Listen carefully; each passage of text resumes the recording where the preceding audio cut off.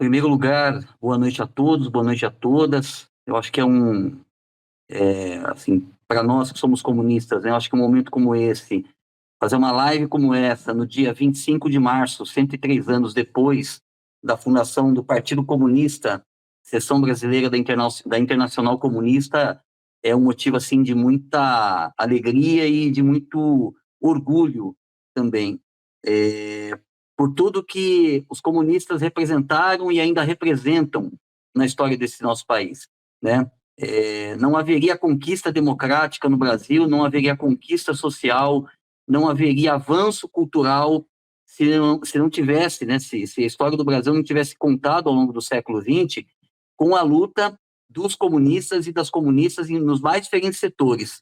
Né? Na saúde pública, os comunistas cumpriram um papel fundamental na definição, né, do que é, por exemplo, o Sistema Único de Saúde.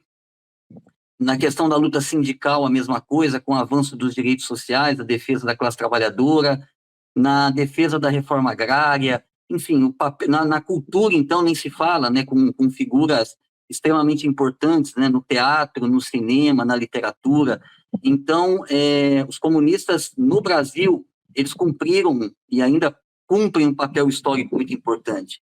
É por isso que Ferreira Goulart, apesar dos seus descaminhos, né, depois que, a partir lá dos anos 80, dos anos 90, mas ele tem um poema de saudação aos fundadores do Partido Comunista de 22, em que ele diz que quem quiser contar a história do Brasil e não falar da luta dos comunistas vai estar mentindo.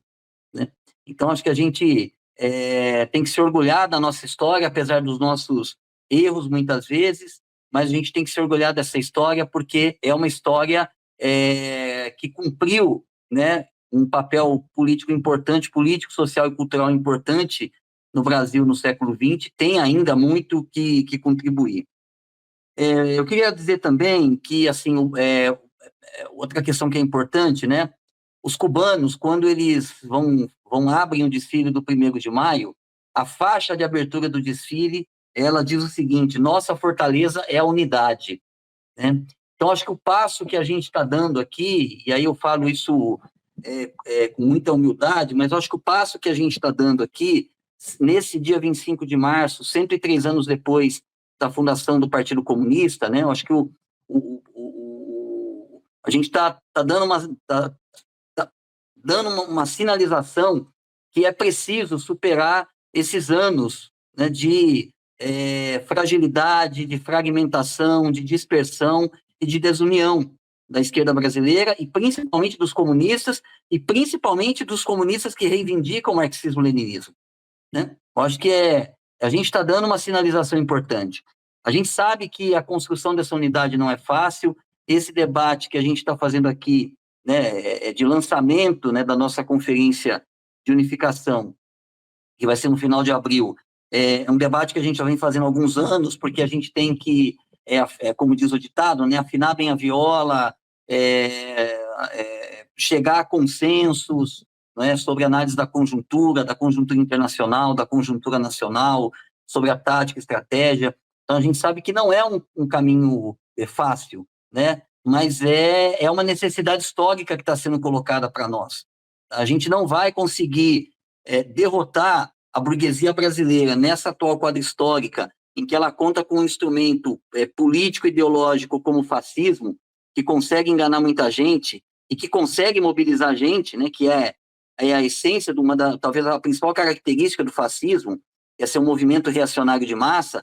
A gente não vai conseguir fazer avançar a Revolução Brasileira, derrotar o fascismo, né, e abrir uma nova perspectiva histórica e civilizatória para o povo brasileiro se a gente estiver dividido. Portanto, a unidade ela é extremamente importante. A unificação das nossas forças, né, da nossa militância, ela é importante. Então, acho que esse passo que a gente está dando, né, um passo pequeno, somos organizações ainda pequenas, mas eu acho que sinaliza, né, e muita gente com quem nós conversamos na última semana, desde quando nós lançamos, né, anunciamos essa live, tem nos saudado, né, justamente por essa nossa iniciativa, né, de construir uma organização única. Então, isso acho que é um passo histórico realmente importante nesse momento em que o movimento comunista no Brasil completa 103 anos. E é um passo importante pelas perspectivas de luta que a gente vai ter que conduzir, né? A gente está num cenário político que talvez seja um dos piores da história do Brasil, né? Um dos piores, um dos mais deletérios, um dos mais atrasados, né? Porque não que a história do Brasil não tenha, né, tenha sido, não tenha vivido situações semelhantes, mas o momento que a gente vive é um momento de crise geral do capitalismo. É um momento de degradação, inclusive, de todos os valores civilizatórios que a sociedade burguesa formulou e construiu, e que estão se degradando, estão apodrecendo, né? Quer dizer, não dá... esse momento, a burguesia ela não consegue mais oferecer qualquer tipo de perspectiva, né, ou de solução, mesmo do ponto de vista reformista, para as necessidades mais imediatas da classe trabalhadora brasileira. Então, a gente vive um momento histórico, realmente, que é dos mais desafiadores e que coloca para nós, né, para nós comunistas, a necessidade de reafirmar que o caminho e que a luta a estratégia é pelo socialismo, né?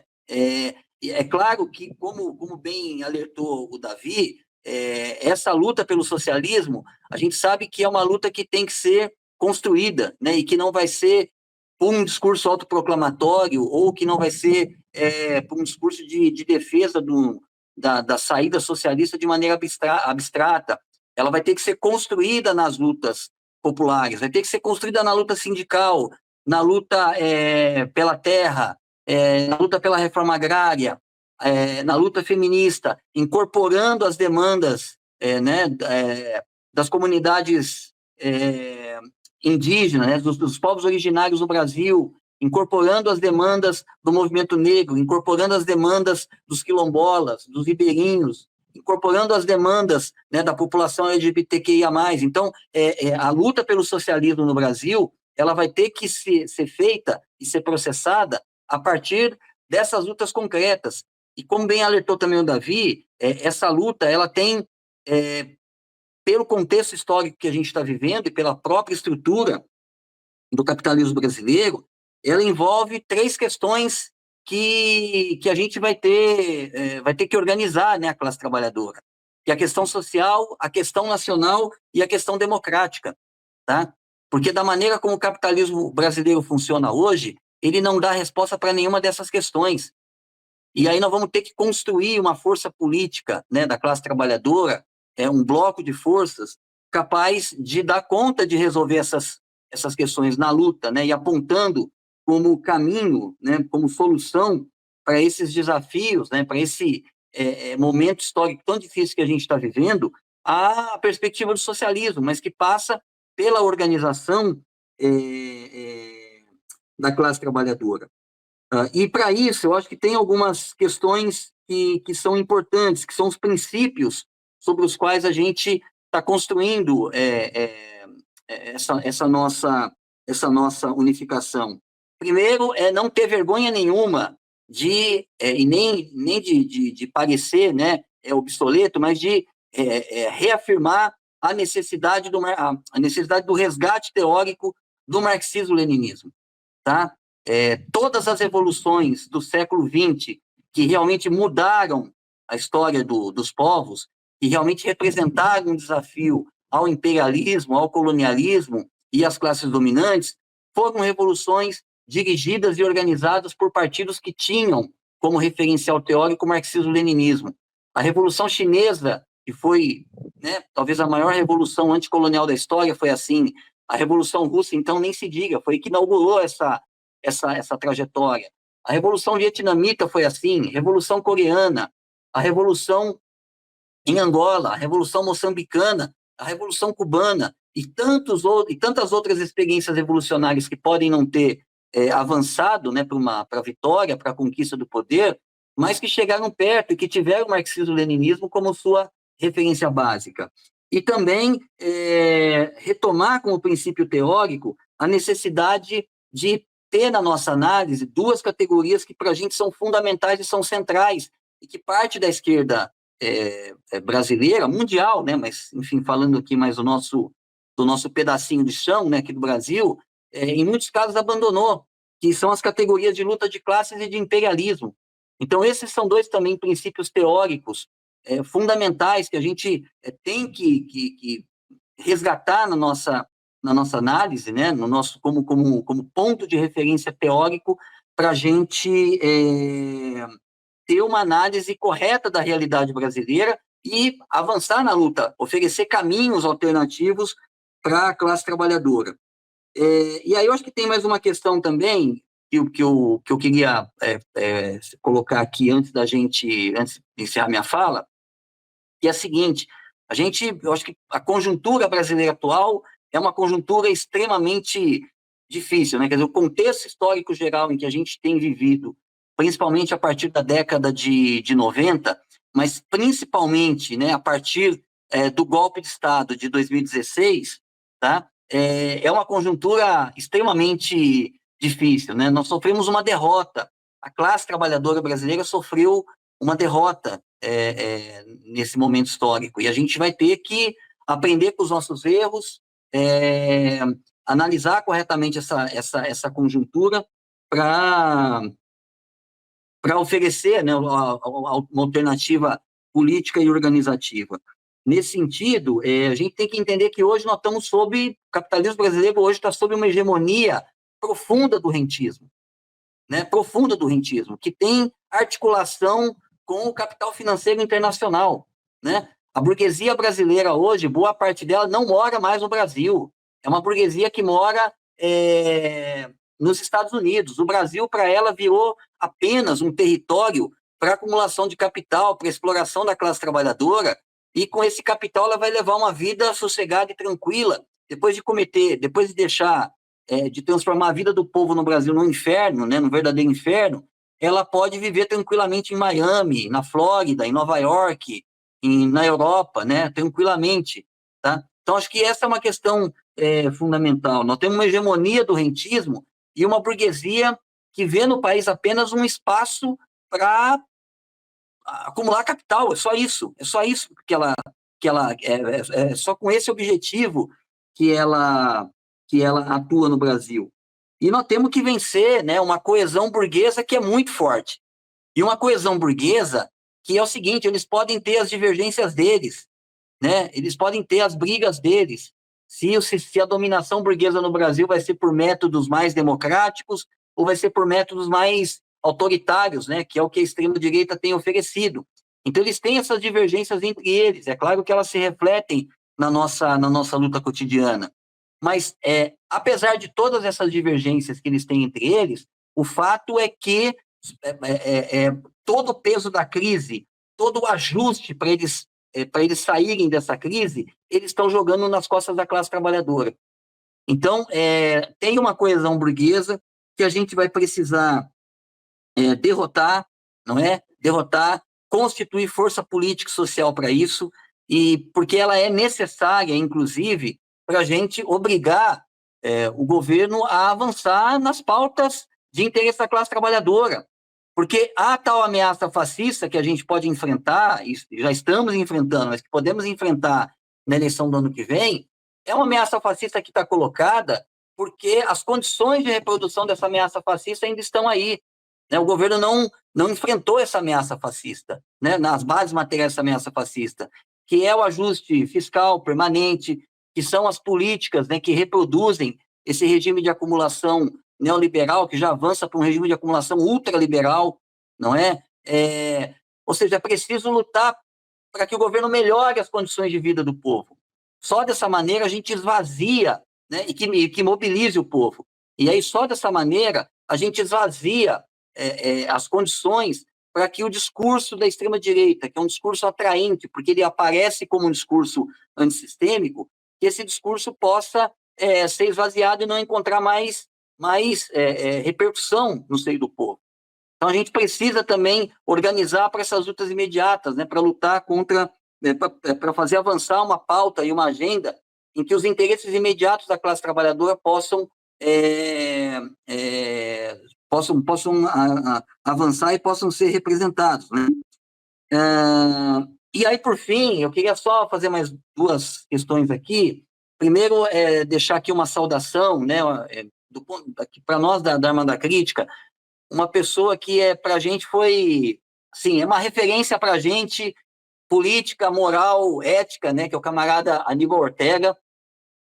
Camarada, inclusive, foi o que, lá em 2018, 2019, né, do alto da sua experiência, falou para a gente, né, ó, os comunistas precisam estar unidos. A gente precisa procurar as outras organizações comunistas como nós, pequenas, para construir uma política de unidade para enfrentar esse momento histórico que a gente está enfrentando.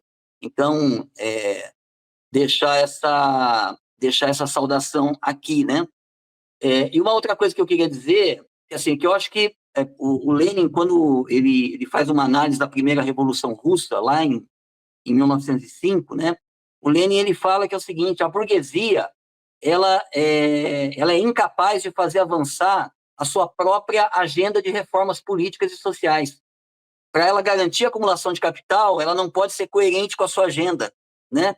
E eu estou dizendo isso porque é o seguinte: se tornou hoje muito comum qualquer reivindicação minimamente democrática, qualquer reivindicação minimamente humanista, a pessoa que defende essa pauta ser acusada de ser comunista, né? É comunista, né? Quer dizer, qualquer pauta que aponte para um mínimo de civilidade, né? É logo acusada de ser comunista. O Marx também havia já detectado isso no manifesto, né? Qualquer mínima reivindicação é isso, né? A pessoa que apresentava essa reivindicação é chamada de comunista. Eu acho que isso tem um sentido histórico, né? Tem um elemento subjacente nesse momento histórico, porque demonstra a completa falência da sociedade burguesa. Se a gente quiser garantir, né, no nosso país conquistas democráticas, conquistas sociais, conquistas culturais, conquistas civilizatórias, para que a gente possa superar esse momento histórico, né, de barbárie, de violência, né, de desumanidade, só os comunistas vão poder garantir isso. Nenhuma outra força política, enfim, nem esse liberalismo burguês e esse liberalismo que hoje também contamina parte da esquerda brasileira, vai poder garantir isso. Só os comunistas vão conseguir garantir isso. Só os comunistas vão poder levar adiante até as últimas consequências essas pautas, né, e essa perspectiva de construção de uma sociedade realmente humana, né, de uma sociedade que supere a miséria, supere a violência, supere a exploração e que possa colocar a serviço de todo o povo, e não só de uma minoria, tudo aquilo que é conquista material, cultural da sociedade. Então, acho que esse momento, assim, cabe a nós, né, os comunistas, esse papel, né, de fazer avançar essa luta por uma nova, pela revolução e avançar essa luta por uma nova civilização. Então, eu acho que esse passo aqui, né, que a gente está dando hoje é um passo importante nesse sentido. A gente está muito confiante de que a gente está abrindo, né, uma janela histórica importante, né, que a gente vai ter condições de oferecer uma alternativa de organização para os setores mais de vanguarda e que também vamos conseguir oferecer uma alternativa política, né, e civilizatória para o povo brasileiro. Então, deixar minha saudação aqui aos camaradas da Iniciativa Comunista, da Arma da Crítica, que em breve a gente vai ser uma família só, né? E que dizer também que, assim, a vitória é nossa, né? Por mais percalços que a gente vai enfrentar, por mais dificuldades, mas a gente tem que ter a certeza de que a vitória vai ser nossa. Até a vitória, camaradas. Um abraço.